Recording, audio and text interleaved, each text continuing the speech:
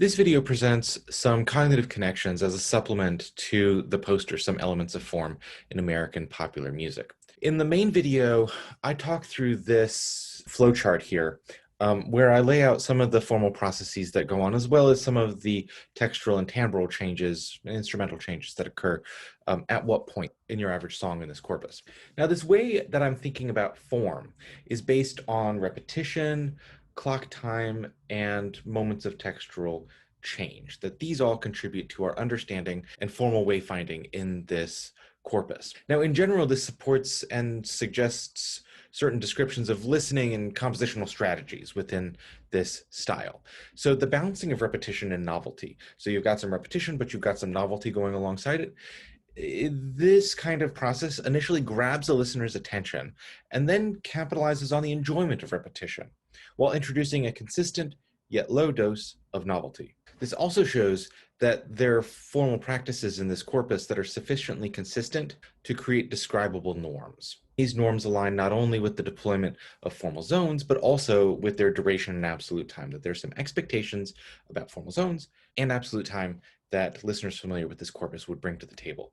Additionally, I'm showing that novelty itself can indicate the position within the form of the song, and that texture and timbre, which are easily perceptible musical parameters, easily and quickly perceptible musical parameters, contribute to the form in this style. But we have to ask who the listener is when we're talking about cognitive connections. Because on the one hand, the trends that I'm outlining are simply statistical facts of the data set, and they can be justified as such. That you're just saying that this corpus does this thing, and we don't need a listener for those kinds of claims. However, if I am going to make reference to cognition, then we need to talk about what kind of listener we're imagining cognizing the form in this. Now, different listeners will have different relationships to form. These relationships will work differently in different kinds of repertoires, but in pop specifically, but like really any genre, if a song is being used passively, like if you're just listening to it as background music, then form isn't really an important aspect of the listener's experience. But if a song is being actively listened to,